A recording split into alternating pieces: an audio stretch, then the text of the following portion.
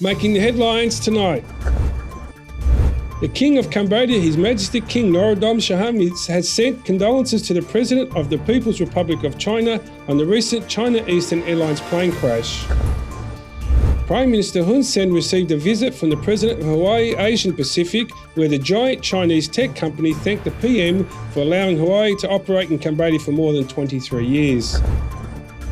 Russian President Vladimir Putin intends to attend the G20 summit held in Indonesia later this year, dismissing suggestions by some members that Russia should be barred from the G20 summit. Russia will launch a bid to host the European Championship in 2028 or 2032, and the UK have also submitted an expression of interest for the 2028. And The Lost City, a romantic comedy adventure held in its pre-screening in Cambodia last night, starring Oscar-winning actress Sandra Bullock and Channing Tatum, with Daniel Radcliffe and Brad Pitt as supporting roles. This is the Daily Roundup on EAC News Channel. A very good evening to you. I'm Anthony Ellis. The King of Cambodia, His Majesty King Norodom Sihanouk, has sent condolences to the President of the People's Republic of China, Xi Jinping, and recent China Airlines plane crash that cost the lives of 132 people. In a message dated Tuesday the 22nd of March, His Majesty King Norodom Sihanouk wrote on his occasion of the national mourning, Her Majesty Queen Norodom Sihanouk, the royal family and all Cambodians would like to express their deepest condolences to His Excellency Xi Jinping and the families of the victims. On Monday the 21st of March, a China Eastern Airlines flight with 132 people on board crashed into the mountainous area of southern China's Guangxi Autonomous Region while flying from Kunming City in Yannan to Guangzhou, according to the China Civil Aviation Administration. Prime Minister Hun Sen received a visit from the President of Hawaii Asian Pacific, Ling Bafang, on Thursday morning at the Peace Palace in Phnom Penh. During their meeting, the Chinese tech company regional president thanked Prime Minister Hun Sen for allowing Hawaii to operate in Cambodia for more than 23 years, and the Prime Minister Hawaii's invitation to help develop the information technology sector in Cambodia. EAC News reporter Dashana Guchin has the story.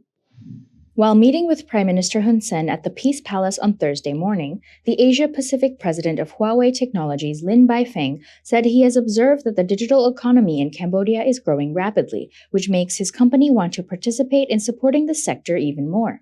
He asked Prime Minister Hun Sen to allow Huawei to participate in the development of the information technology sector in Cambodia through human resource development, the provision of the latest technologies, and support in preparing the infrastructure to connect all information networks and people in a secure and sovereign manner. In response, Prime Minister Hun Sen urged Huawei to work with the Ministry of Posts and Telecommunications to train human resources and bring the latest technology to Cambodia, which will ensure greater online security and the protection of sovereignty. The Prime Minister's assistant, Ieng Sopalit, confirmed to reporters after the meeting that the Prime Minister welcomed and encouraged Mr. Baifeng to work with the Minister of Posts and Telecommunications, Chia Van Det, to continue providing training and continuing to help Cambodia receive the latest technology to ensure information security and global competition. The Huawei Asia-Pacific president also presented Prime Minister Hun Sen with 100 Idea Hub interactive whiteboards and 500 desktop computers as a donation to the royal government of Cambodia. Chinese tech giant Huawei Technologies was founded in 1987. The company is a provider of ICT services and smart devices and operates in more than 170 countries and regions around the world. Darshana Gauchan, EAC News. Thursday, the 24th of March, marks World Tuberculosis Day. Prime Minister Hun Sen released a message on the occasion of this day to say Cambodia has become the model country over the past 20 years, successfully in fighting against tuberculosis. EAC News reporter Staple Kong has more details.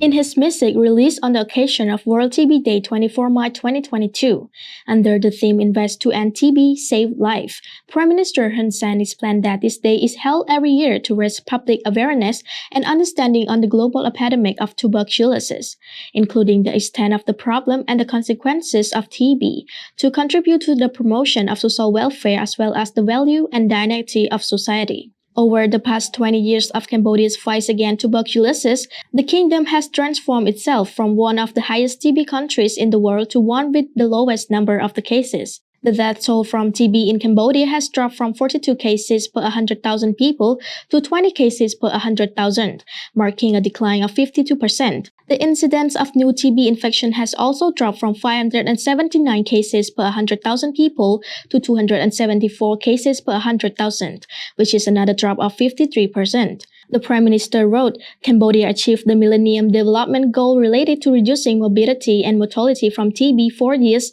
ahead of schedule. Cambodia's success in eradicating TB is an achievement that only a small number of countries can accomplish.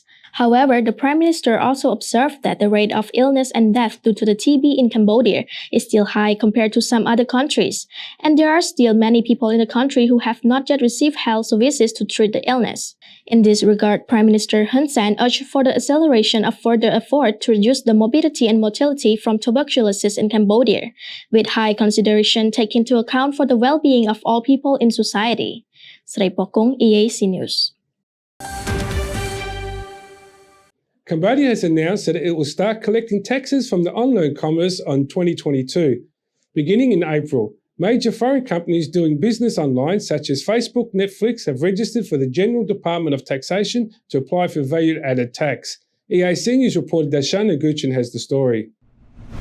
Minister Delegate and Director General of the General Department of Taxation, Kong Vibol, said during a special program on income tax and recent events at the General Department of Taxation that starting from the 1st of April 2022, the General Department of Taxation will start taxing companies doing business online in Cambodia, including international companies such as Facebook and Netflix.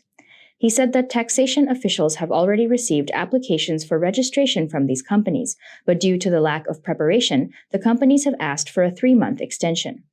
Director General Kong Vibol stated that Cambodia has not yet been able to forecast revenue from online commerce, and only the establishment of an internet gateway to manage and strengthen the collection of taxes from e-commerce effectively would allow the department to specifically calculate potential revenue from this sector. Additionally, the General Department of Taxation has emphasized that non-resident taxpayers who supply digital goods or digital services electronically or for all e-commerce activities entering Cambodia must also complete the simplified VAT registration form before 1st April 2022. This includes foreigners who may be engaged in online forms of employment such as online teaching. The department stresses that any non-resident taxpayers who do not register, come to update their information, submit their declaration form, or pay their owed value-added tax to the General Department of Taxation in time will face punishment by the law. Facebook and Netflix are two of many international companies that have been making money in Cambodia for many years without paying taxes to the royal government, while millions of Cambodians continue to use their services. The new taxation measures on online commerce will likely bring in new revenue to the country. Darshana Gauchan, EAC News. The Minister of Labour and Vocational Training, Et Samheng, met with the Czech ambassador to Cambodia, Martin Vara, on Tuesday, 22nd of March to discuss further cooperation in technical and vocational education and training in Cambodia. EAC News reporter Sri Paul has more. Technical and Vocational Education and Training, or TVET, refer to education and training which provide individuals with the knowledge and skill required for employment. TVET include both formal and informal learning, which can be both school-based or work-based as well. The TVET cooperation discussed between Cambodia and the Czech Republic focuses on capacity building for students, as well as the promotion of field in line with the latest technology developments through the provision of new equipment. During the meeting between the Minister of Labour and Vocational Training and the Czech ambassador to Cambodia, Minister Et Samheng expressed his appreciation to the Czech government for all its contribution to Cambodia vocational training development, which includes supporting the ministry with the requirement training materials, providing capacity building for teachers and officials, and helping with the compilation of study documents. Additionally, the minister also highlighted the Czech Republic involvement in helping improve the Cambodian Vocational Training Center as well as the National Institute of Battambang. Regarding continued and future cooperation in this field, Minister Et Samheng proposed conducting a sport-show visit between teachers in Cambodia and the Czech Republic to allow them to meet and share their experiences and knowledge on human resource training. Ambassador Martin Vavra, in return, also spoke highly of the diplomatic relations and cooperation between Cambodia and the Czech Republic. He emphasized his country's active role in contributing to Cambodia's TBET and further pledged to continue high level of cooperation in this field. Sri Pokong, EAC News. Cambodia has reported 63 new COVID-19 cases, including 2 which are imported. There have been 55 patient recoveries and 2 new deaths. The Kingdom recorded 61 new community and 2 new imported cases of the new variant, meaning that Cambodia has now recorded 14,844 cases of Omicron, 1,345 imported, and 13,499 community cases. The Kingdom's COVID-19 case tally now has climbed up to 135,285. The death toll stands at 3,054. The number of patients treated successfully since the pandemic reached Cambodia is 131,216, and the tele-import cases have climbed up to 21,202. Healthcare workers are now currently treated a total of 939 patients.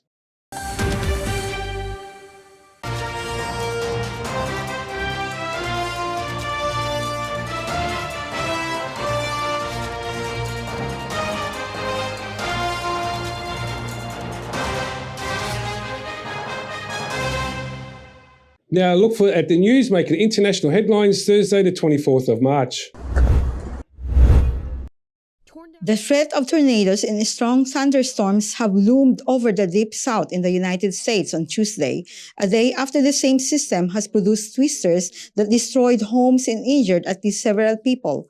Torn down homes and piles of debris have stretched across the north and central Texas on Tuesday as powerful tornadoes tore through the region. Several people across the state have been reported injured, according to the National Weather Service. They added that a dangerous weather warning remains in place for around 5 million people in surrounding states. In the city of Roundup, about 20 miles away from Austin, a tornado hit Terry Grondin's home of more than 30 years.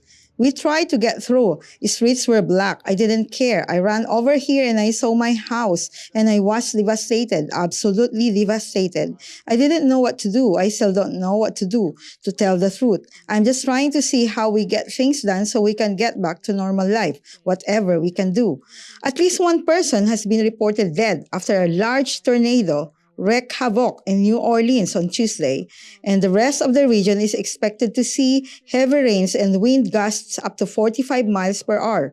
Some 55,000 people in Texas, Louisiana, and Mississippi remain without power as of Tuesday afternoon. Russia has launched a Mandarin N-20L satellite on board a Soyuz 2.1A rocket from Palstik Cosmodrome in Minary, Arkhangelsky Oblast, Russia on Tuesday, March 22nd. Pro-war symbol Z is seen marked below the Russian flag on top of the rocket. The pride of Russia, the Soyuz 2.1A launch vehicle with the symbol support for our guys Z went to the stars, the Russian Ministry of Defense writes in a statement. While the Mandarin M network does provide support for the Russian military, it is not known if the timing of this launch is related to the current war in Ukraine. The development of the Mandarin M concentration has been underway since 2019 and overall Mandarin network since 2006.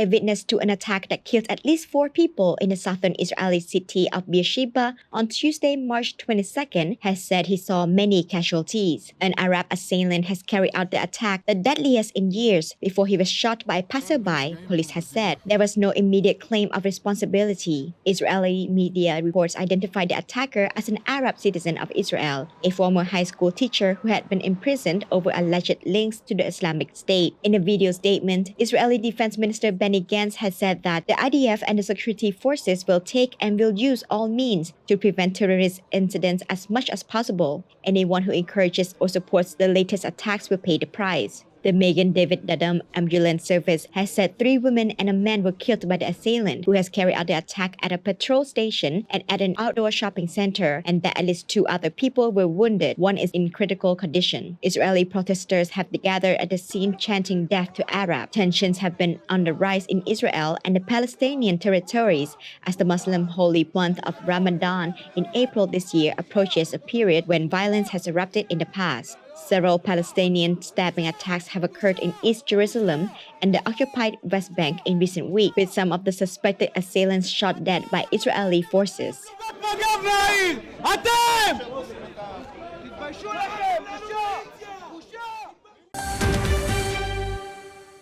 Russian President Vladimir Putin intends to attend a G20 summit being hosted by Indonesia later this year. Russian ambassador to Jakarta was said on Wednesday, the 23rd of March, dismissing suggestions by some members that the country should be barred from the group. The United States and its Western allies are assessing whether Russia should remain within the Group of 20, G20 grouping of major economies following its invasion of Ukraine. Russia was suspended from what was then known as the Group of 8 or G8 club of leading economies after its annexation of Crimea in 2014.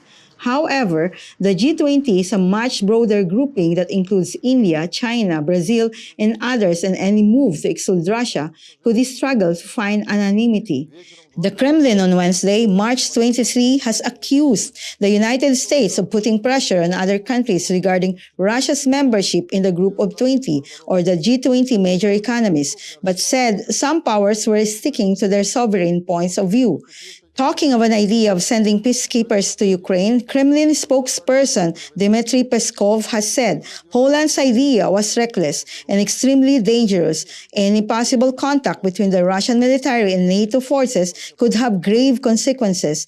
Peskov has made that clear. He has also added the military operation was developed and conducted according to plan. As you know, not only G20, many organizations now, the West, are trying to expel Russia. Actually, what they're doing, the WTO, the custom organization. So what they're trying to do is to destroy the whole trade and logistics system that has been so painstakingly built in the last decades. The question is why. So the reaction of the West is absolutely unproportional. G20 is not a forum to discuss or to solve this kind of crisis. Actually, it's a forum aimed at improving or economic situation and solving economic mostly problems, and of course expulsion of Russia from this kind of forum will not help these economic problems to be resolved. On the contrary, without Russia, it will be difficult to do so. It will depend on many things, including the COVID situation that is getting better. But so far, yes, the intention is to, he wants to come. Yeah.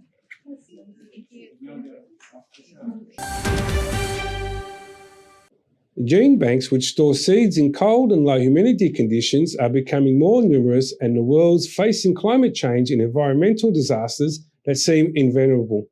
Colombia has taken an important step to fight against the tough future of humanity, inaugurating the world's largest germplasm bank near the city of Cali on Tuesday.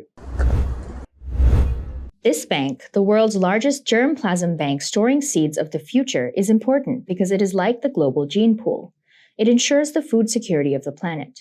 The ideal is precisely to find or discover genes that can resist droughts, floods, pests, and diseases, and that breeders can actually find new varieties from all the genetic reservoir that the bank has and their collections. Seeds of the Future, a state-of-the-art germplasm project, is expected to increase food security, reduce poverty, and improve the health of human beings with the distribution of 500,000 seed samples to 142 countries since 1973.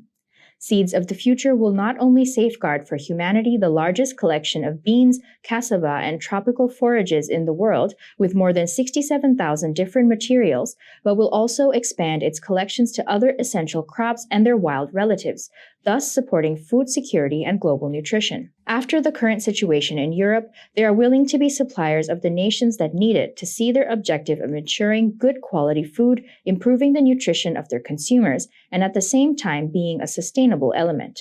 The Gene Bank coordinator Luis Guillermo Santos has said that Seeds of the Future is a dream come true. It is the new building where we can keep the largest collections in the world that we currently have for beans, fodder, and cassava. Describing the seed bank as a pool or a library, Santos has said it will conserve a great diversity of accessions that allow breeders and researchers to find new genes for climate change to fight against some diseases, pests, some insects, and can also generate new varieties that allow ensuring the food security of the planet. He stated that they are precisely trying to keep seeds in perfect condition in the conservation area. The Future Seeds Center will also be a living laboratory for some of the most advanced technologies in agricultural research, using artificial intelligence, drones, and robotics. The coordinator of the Conservation Laboratory, Monica Vels, has stated that the laboratory is preserving the largest in vitro collection of cassava in the world. This collection is important not only because of the number of materials, we have nearly 6,000 varieties, but also because of their origin, she explained. The facility, managed by the CGIAR Alliance of Biodiversity International and the International Center for Tropical Agriculture, also provides plant germplasm free of charge to researchers to create new varieties that can withstand the effects of rising temperatures and extreme weather. Climate change alone is expected to continue to reduce crop productivity by about 5% for each degree of warming above historical levels. The collection includes more than 37,000 bean samples from 114 countries, 6,000 cassava samples from 28 countries, and 22,600 tropical forage samples from 75 countries. Ranging from grasses to trees, forages are essential to small-scale livestock farmers around the world. Europe will end its energy dependence on Russia, but to do so from one day to the next would plunge it into recession, risking hundreds of thousands of jobs in entire industrial sectors, German Chancellor Olaf Scholz have announced on Wednesday, March the 23rd. In a budget speech to Parliament, the German Chancellor struck a more cautious tone on reducing Germany's energy dependence on Russia than some of his ministers, who have left open the possibility of energy sanctions, if only in theory at this stage. Yes, we will end this dependency as soon as possible, but to do this from one day to the next would mean plunging our country and the whole of Europe into a recession, Scholz has told the Bundestag lower house of Parliament. Hundreds of thousands of jobs would be in danger. Whole branches of industry would be on the brink, he has also said. Sanctions should not hurt European states harder than the Russian leadership. The Chancellor assured Ukrainian President Volodymyr Zelensky, who addressed the Bundestag last week, of Germany's support for his country and has said sanctions were hurting Russia. He has called for an immediate ceasefire in Ukraine. Scholz's focus was primarily domestic when he took power last December, but he quickly pivoted to a more assertive foreign policy when the Ukraine crisis has erupted, announcing a dramatic hike in military spending. The war is destroying Ukraine, but with the war, Putin is also destroying Russia's future, Scholz has told the lawmakers. Scholz has also reaffirmed Germany's commitment to supporting Ukrainian refugees, also saying more money would be spent to cover losses faced in Germany over sanctions. As part of its strategy to secure regional peace, Scholz has said the European Union must support the Western Balkan countries in their bid to join the bloc as soon as possible. The Chancellor has also reiterated pledges to raise defense spending along with other NATO partners. Scholz continues to rule out closing Ukraine's airspace, saying NATO would not become a war party. After the break, a look at all the latest sports news.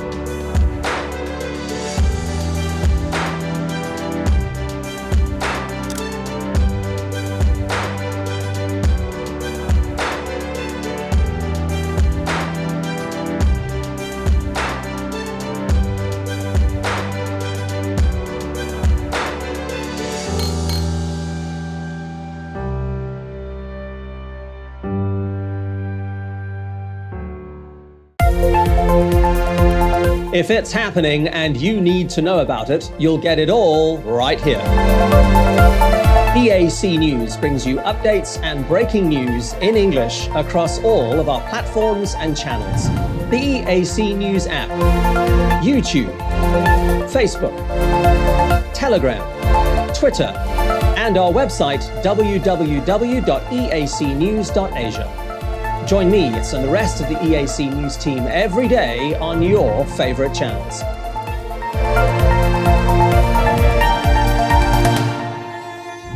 EAC News, Cambodia made clear.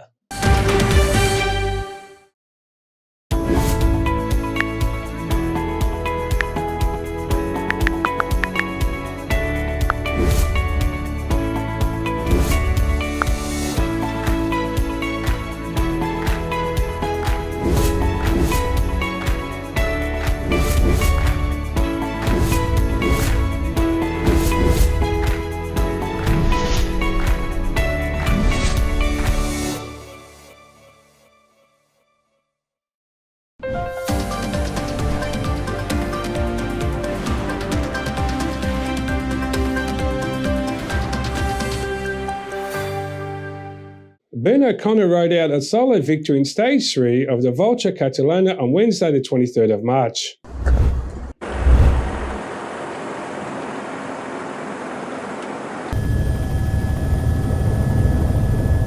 The Australian riding for AG2R Cytron team pushed ahead in the last 8 kilometers on the final ascent and held on to the win by 6 seconds in the 161-kilometer ride from Perpignan to La Molina. After chasing pack, Juan Ayuso Pesquera crossed the line second and Nairo Quintana took third. The stage victory puts O'Connor top of the overall classification, followed by Ayuso, Pesquera, and Quintana.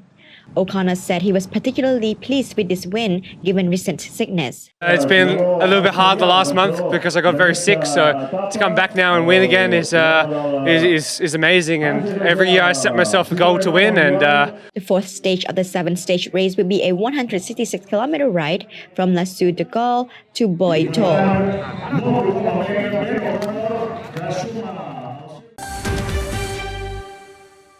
Australia is confident they can put aside the disrupted build-up to the World Cup, qualify against Japan and keep alive their hopes of a booking of an automatic ticket to the finals in the World Cup later this year, the assistant head coach had said on Wednesday the 23rd of March.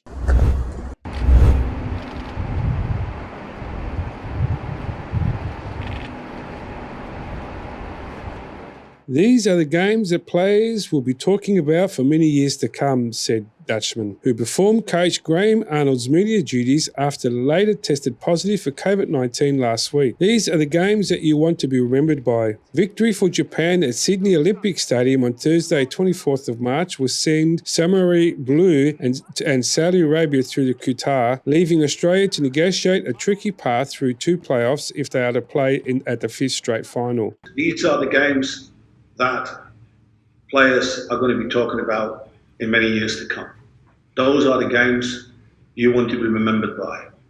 And the message for us is play to be remembered. And yes, everybody knows what's at stake, but it's the excitement and what you can achieve will get the players to play at their very, very best. I have absolutely no doubt about it.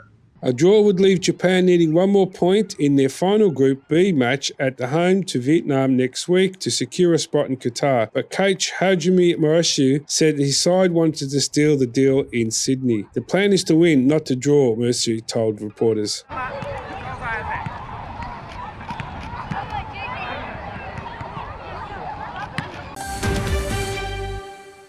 Russia will launch a bid to host the European Championship in 2028 or 2032. Also, England, Northern Ireland, Scotland, Wales, is also known as the UK, have also submitted expression of interest. Britain and Ireland had last month announced plans for a bid to host the tournament after dropping plans to bid for the 2030 World Cup following a feasibility study. The governments of the UK, Ireland, Scotland, and Wales have confirmed their support for the EOI submission, and given the Northern Ireland executive is currently not meeting formally, officials there continue to observe the process closely, they said in a joint statement. Over the coming months, we will develop our proposals further, subject to the publication by UAFA of the full technical specification. This includes engaging in discussions with possible host cities and stadia to define the optimum tournament model and conducting a full cost of benefits analysis. UAFA said in October that countries interested in hosting the 2028 European Championships must confirm their bid by March 23. The list of bidders will be announced in April, while the host will be appointed in September 2023. Minimum requirements include having 10 stadiums available, with one having a capacity of at least 60,000 and two venues with at least 50,000 seats. Europe's soccer governing body also said automatic qualification as host would not be guaranteed if more than two countries submit a joint bid. In Russia's case, a board member from the country's football federation, or RFU, said, even though the nation is banned from international competitions following its invasion of Ukraine, soccer governing bodies FIFA and UAFA have suspended Russia's clubs and national teams pending the outcome of an appeal by the RFU to the Court of Arbitration of Sport. We'll make a bid for the 2028 and 2032 European Championships, RFU board member Sergei Anokhin told broadcaster Match TV on Wednesday, 23rd March, but did not specify when the bid would be submitted. Russia hosted the World Cup in 2018. Moscow's Luzhniki Stadium, which hosted the final, was used for a rally hosted by President Vladimir Putin last week.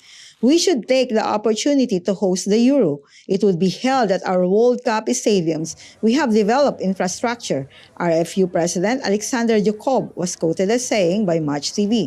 We understand that there is a minimal chance to host, but we must use it. We reserve our right to make a bid. This option is free. The Turkish Football Federation, or TFF, also confirmed it had applied to host Euro 2028, while Britain and Ireland had submitted a joint bid earlier on Wednesday. UAFA said in October that countries interested in hosting the 2028 European Championships must confirm their bid by March 23. The list of bids will be announced in April, while the host will be appointed in September 2023. The 2024 edition of the tournament will be hosted by Germany.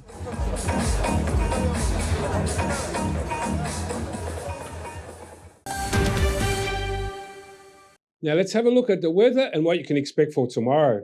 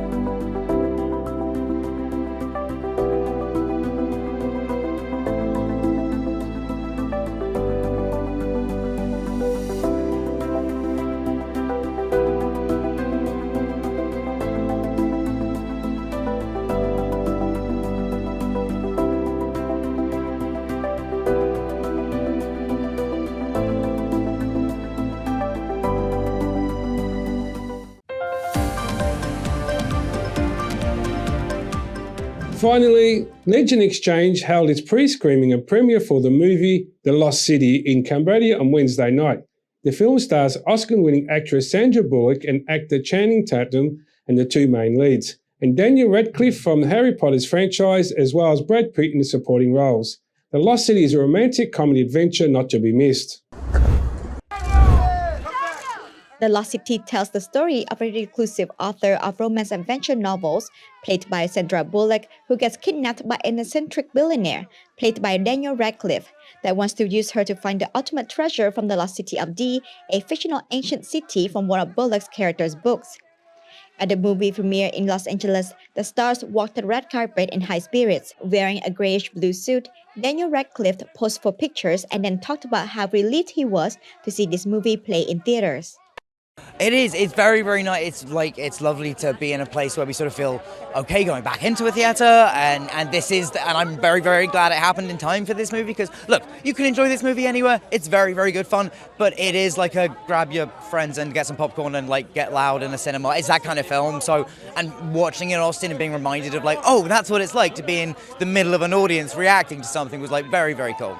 Sandra Bullock walked down the red carpet dressed in a hot pink ruffled dress, in theme with the signature jumpsuit she wore in the movie, and said she loved how The Lost City brought her back to the old days of making rom-coms. Well, the nostalgic vibe is for us who remember when they used to make movies like this, where they had action, adventure, scope, romance, drama, depth, things got a little one note for a while. So we knew it wasn't going to be easy. The studio was a little confused. Why the pink jumpsuit? There was a lot of doubts at first, but without all those elements, it just wouldn't have worked. Had we not had the depth, had we not had the beautiful role of Nana, had we not had storylines of loss and lack of relevance and all those things, then you would just look at it and go, okay, it was a vapid 1 hour, 53 minutes, but you leave going, wow, they were unafraid to put their toe into some deep stuff. So funny is funnier if you have a little heartache.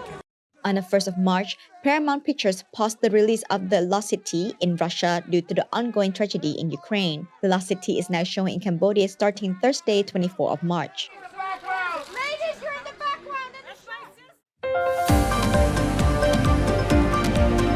Thank you for watching the Daily Roundup here on EAC News Channel. For more breaking news and updates, check our website eacnews.asia or search EAC News on Telegram or in your favourite app store. More from the EAC News team tomorrow night at 8 p.m. We'll see you then.